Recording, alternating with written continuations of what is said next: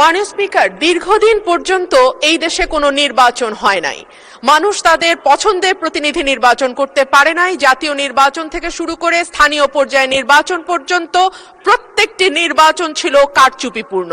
সে কারণেই একবার সংসদে আমি মজা করে বলেছিলাম, সুষ্ঠু হয়েছে নির্বাচন, ভোট দিয়েছে প্রশাসন, তাকিয়েছিল জনগণ, এর নাম বাংলাদেশের নির্বাচন।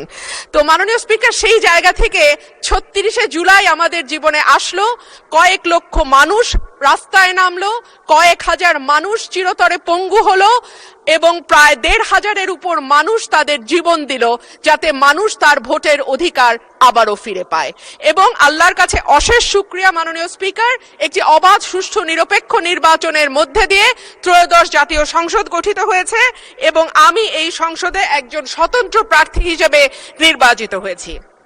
মাননীয় স্পিকার, সংবিধানের ৫৯ অনুচ্ছেদের দিকে আপনার দৃষ্টি আকর্ষণ করছি। সংবিধানের ৫৯ অনুচ্ছেদ বলছে, নির্বাচিত ব্যক্তিদের সমন্বয়ে গঠিত প্রতিষ্ঠান সমূহের উপর প্রজাতন্ত্রের প্রত্যেক প্রশাসনিক একাংশের স্থানীয় শাসনের ভার থাকিবে। সোজা বাংলায় বলতে গেলে স্থানীয় সরকার পরিচালিত হবে নির্বাচিত প্রতিনিধিদের মাধ্যমে।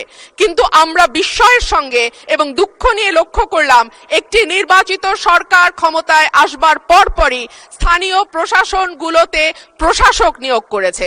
মাননীয় স্পিকার, যখন শেখ হাসিনা পালিয়ে গেল তখনকার পরিবর্তিত পরিস্থিতিতে অন্তর্বর্তীকালীন সরকার প্রশাসক নিয়োগ দিতে বাধ্য হয়েছিল, কারণ আমরা দেখেছি ইউনিয়ন পর্যায়ে, উপজেলা পর্যায়ে চেয়ারম্যান বা মেম্বার যারা ছিল তারাও পালিয়ে গেছে। কিন্তু এই অবস্থা তো মাননীয় স্পিকার এখন আর নেই। এখন তো একটা সুষ্ঠু নির্বাচন দেয়া যায়। সেই জায়গায় আমরা দেখলাম দলীয় নেতা কর্মীদের পুনর্বাসন প্রক্রিয়া শুরু হয়েছে।